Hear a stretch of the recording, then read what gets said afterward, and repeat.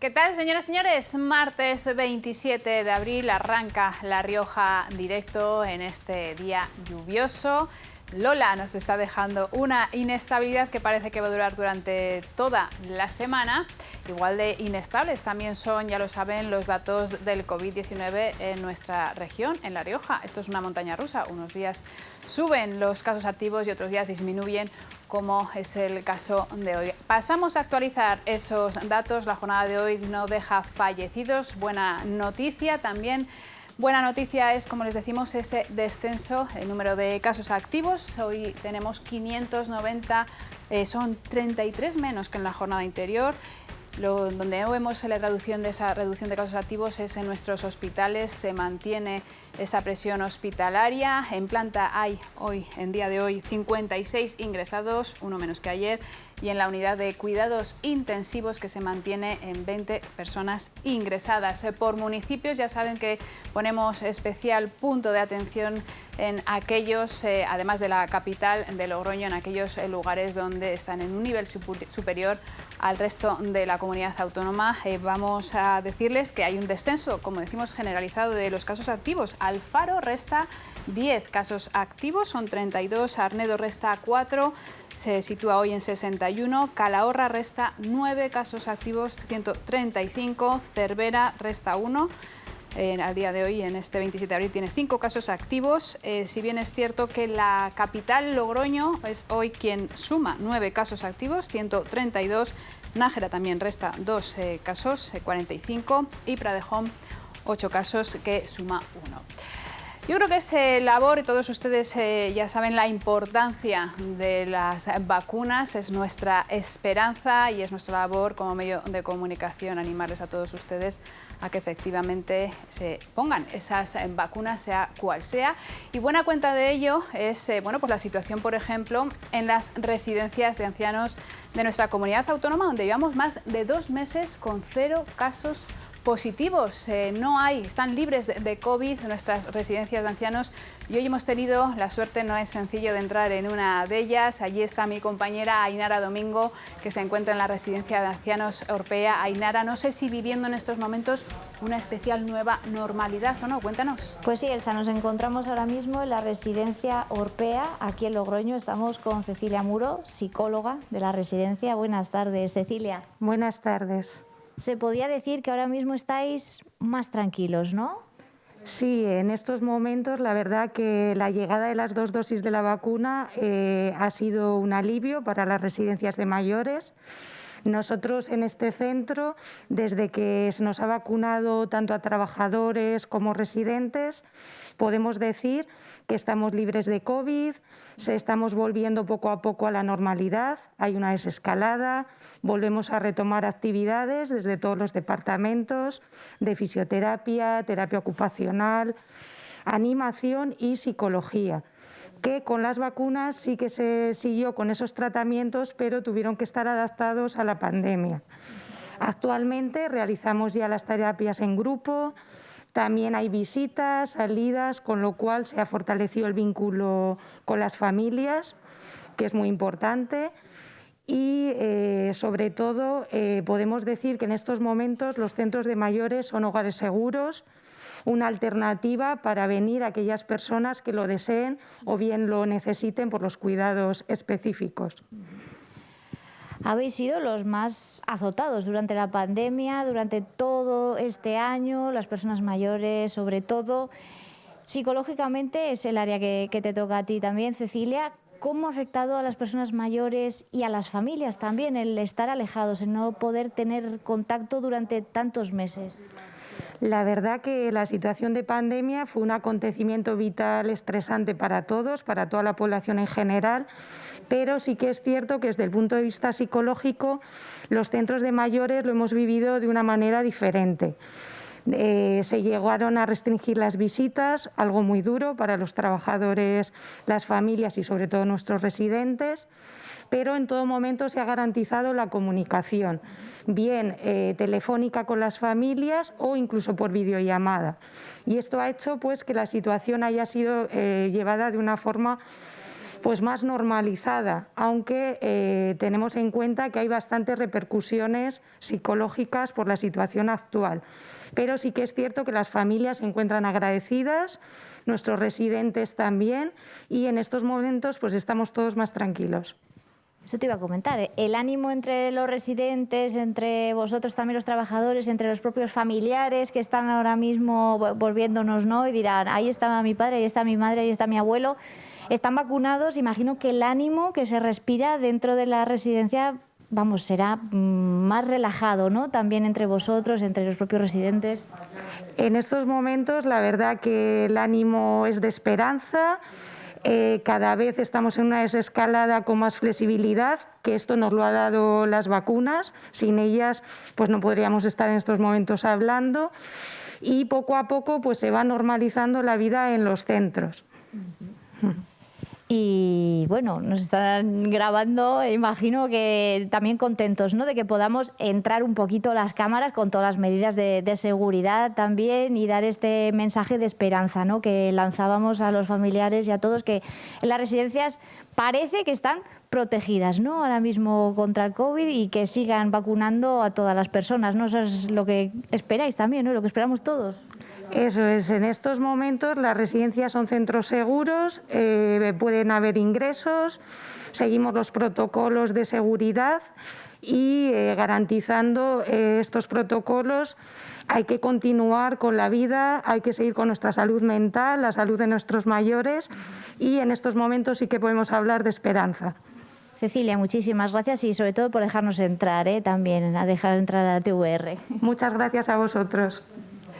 Pues muchísimas gracias a los responsables de la Residencia Orpea y también a mi compañera Ainara Domingo. Bueno, pues como les contábamos, un ejemplo de que esa vacunación, las vacunas funcionan, el ejemplo de nuestras residencias, y el ejemplo también está cuando miramos a otros países donde tienen muy avanzada la vacunación, como es el caso, ya lo conocen ustedes, de Israel. Y precisamente hasta allí nos vamos. Tenemos la suerte de contar allí con un colaborador del grupo Vocento al que pertenece esta casa, TVR, periodista Miquel. Ahí estarán. Muy buenas, encantada de saludarte. Hola, muy buenas, encantado también. Supongo que estás muy ajetreado con muchísima información, pero muchísimas gracias de nuevo por dedicarnos estos minutitos, Miquel, bueno, pues para contarnos.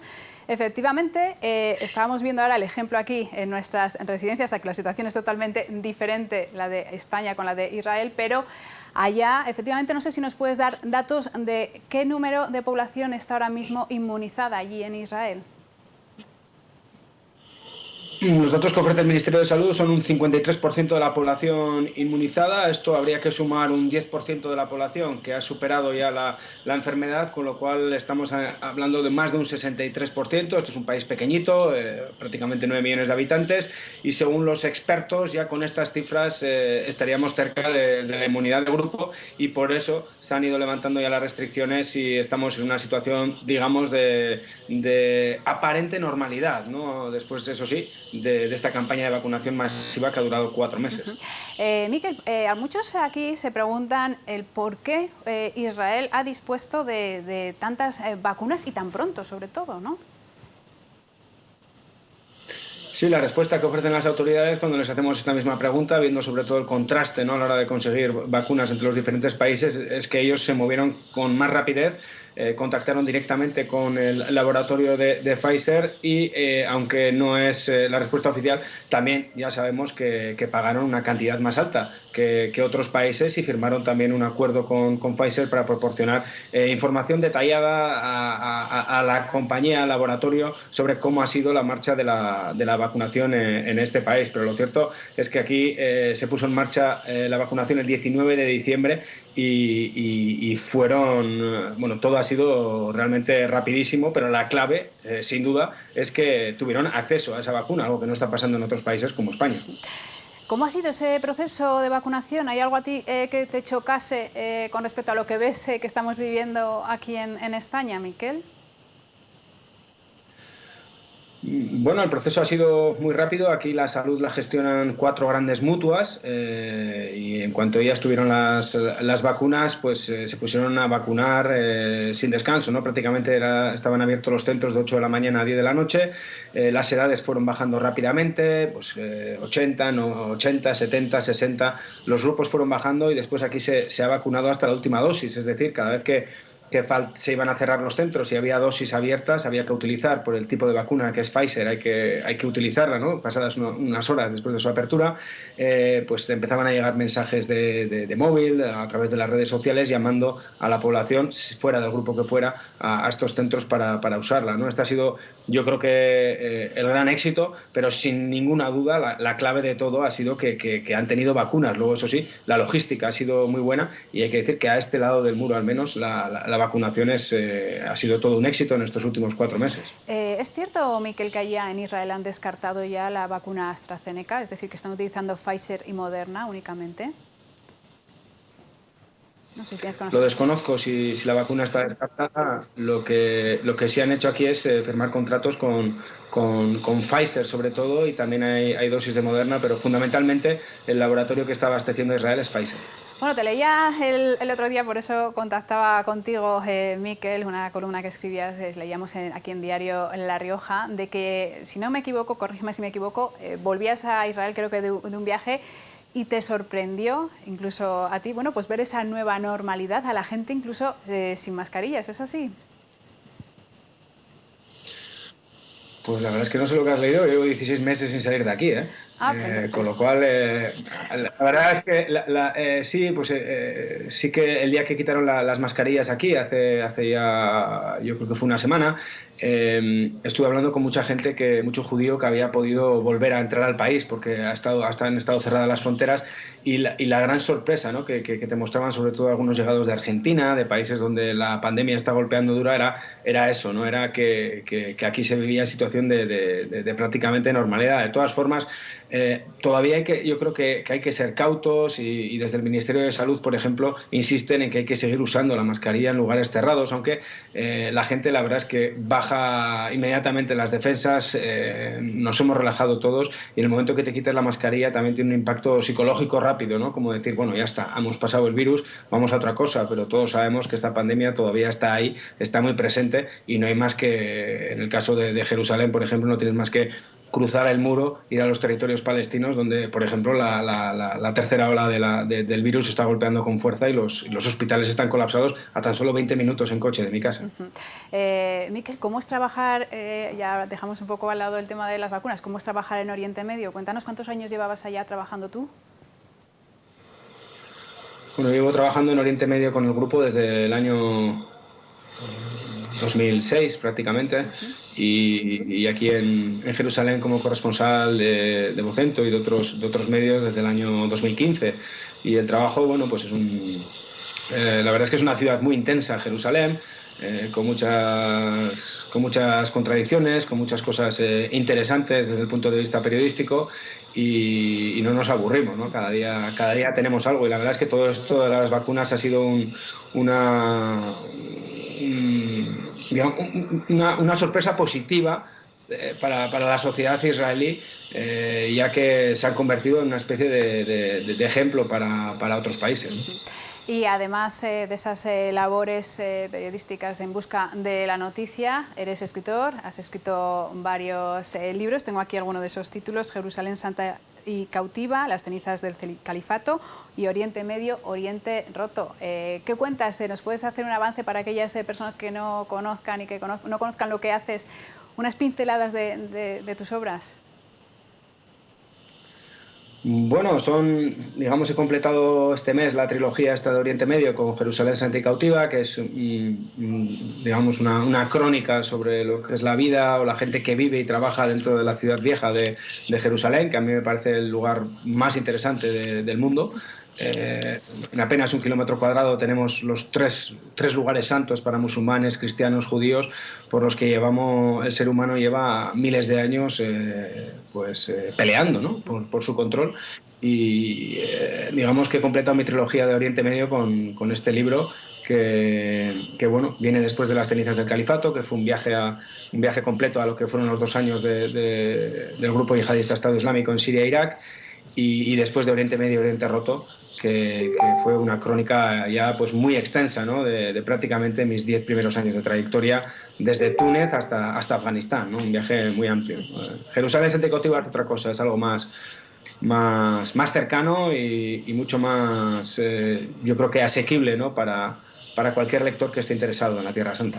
Pues Mikel Ayestarán, de nuevo, muchísimas gracias por atender al programa de La Rioja Directo, mucho ánimo y gracias por esta crónica de la vacunación allá en Israel. Te lo agradezco. Un saludo, Mikel. Un placer, un saludo. Igualmente. Continuamos, la verdad es que ha sido un placer entrevistar a Mikel Ayestarán. Decimos que continuamos con una temática totalmente diferente. Nos vamos a conocer una asociación, la de ALCER, que es Asociación para la Lucha contra Enfermedades Renales. Estas personas, ¿a qué se enfrenta una persona que sufre una enfermedad renal? ¿Cómo les ayuda esta asociación? Lo conocemos en el siguiente reportaje.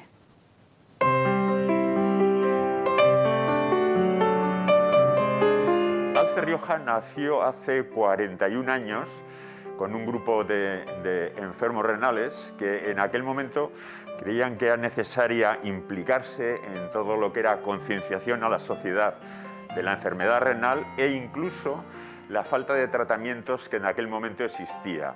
Lo que ahora vemos de una manera natural, que tengamos tratamiento de hemodiálisis, diálisis alternativas y trasplante, en aquellos momentos prácticamente la gente que tenía esta enfermedad, las personas que lo tenían, en muchas ocasiones no recibían el tratamiento para poder sobrevivir. Cuando hablamos de enfermos renales, normalmente nos referimos a aquellos en que ya sus 2 riñones no funcionan y tienen que recurrir bien a la diálisis. Lo normal o más frecuente es la hemodiálisis, aunque también existe la diálisis peritoneal, o al trasplante renal como mejor solución o solución más óptima, que les libera un poco de esa dependencia de la máquina y pueden vivir con ciertas medicaciones y con ciertas revisiones de una manera un poco más libre y más normalizada.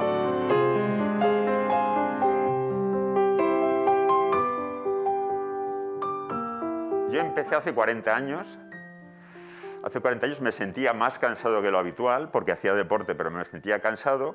Entonces, sencillamente, me hicieron un análisis el médico y ya vio que mis riñones no estaban bien. Pero claro, no estaban bien hasta el punto de que a los pocos meses tuve que entrar en diálisis. Prácticamente al poco tiempo de entrar, año y medio, me trasplantaron, estuve 17 años trasplantado, tuve que volver a diálisis, cambié de diálisis a diálisis peritoneal, que es la otra opción de diálisis, más personalizada, te la haces tú, con menos riesgos en la medida que no acudes a un hospital, y ahora pues hará enseguida 17 años que estoy con mi segundo trasplante, 40 años.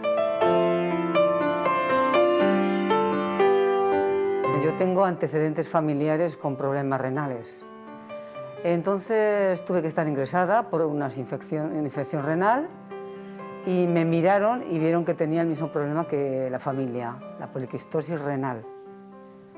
Entonces, a raíz de eso ya me estuvieron siguiendo y controlándome todo, como decía César, desde el peso, la alimentación, evitar la sal, beber y fumar no lo hacía yo. Pero bueno, a tener una vida, procurar hacerla lo más sana posible. En aquel tiempo pertenecíamos a Pamplona, todo lo que era operación renal y toda esta cosa. Y estaba concretamente en misa y llegó mi madre buscándome como loca. ¿Qué te han llamado? ¿Qué te han llamado? Para que fuera a Pamplona. Entonces, lo curioso es que en el camino, cuando me llevaban a la ambulancia, decía, bueno, me puede pasar cualquier cosa. Puedo morirme en la operación.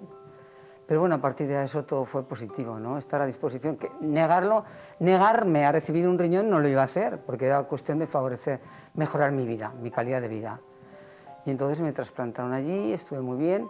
Tuve un rechazo agudo al principio, estando dentro de la clínica todavía, y luego ya, al principio costó un poquito al riñón o a todo el organismo en función hacerse, porque tuve algunos problemas, pero una vez ya que pasé de esa fase, pues ha ido bastante bien.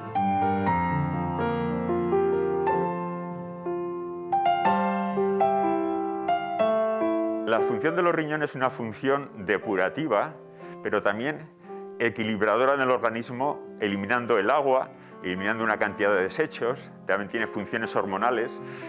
El riñón, por decirlo así, no solo es un músculo, como es el corazón, que es vital también, es un órgano que realiza multifunciones, podríamos decir. No lo cuidamos lo suficiente. Es un hecho que en estos momentos España está llevando a los niveles de prevalencia que existen en Estados Unidos. Lo que es peor, en los últimos 10 años ha habido un incremento, podríamos decir, de lo que es la enfermedad renal. La enfermedad renal afecta, vamos a pensar que afecta a toda la población, pero sí que es cierto que parece que los números lo dicen, que afecta más a los hombres que a las mujeres. Recuerdo que decía mi hijo, cuando me trasplantaron en Pamplona, decía: madre, que tú no estás enferma. O sea, yo tenía un mundo aparte entre la enfermedad y mi vida normal. Yo trabajaba, hacía una vida social normal y entonces no me sentía como enferma. Yo creo que como ya había tenido pues, la vida de mi padre, que fue el primero que empezó, unas vivencias de cuidados, que falleció joven, pues entonces automáticamente tú te pones en guardia y sabes que tienes que hacer una vida más sana, una alimentación sana también y cuidarte, ¿no? Y de hecho en casa yo creo que ahora mismo, aparte de la comida que hacemos o que hago, pues es verduras, es una alimentación muy cuidada, no sé, muy natural. No meto cosas raras, ni todo guisos de casa, nada de comprado, guisado ni nada, o sea, todo natural. Cuidarse, ir periódicamente al médico, vigilar la tensión, la glucosa, la obesidad es muy importante. Todos estos cuidados que todos sabemos, pero que a veces se nos olvida hacer para evitar algo que realmente, lo dice alguien que sufre la enfermedad renal, algo que de verdad no le deseo a nadie. Se puede vivir, pero por favor, si podemos evitarlo, mucho mejor.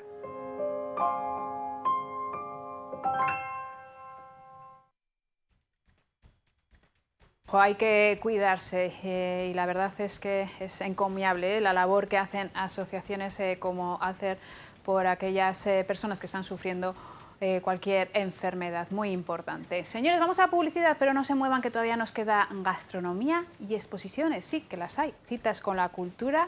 Ya saben que estamos a punto de celebrar ese 5º centenario sin fiestas de San Bernabé, pero como les decimos, hay exposiciones como la del Cubo de Herbellín, donde ustedes se pueden empapar de todo lo que ocurrió allá en el año 1521. Así que enseguida volvemos. Hasta ahora.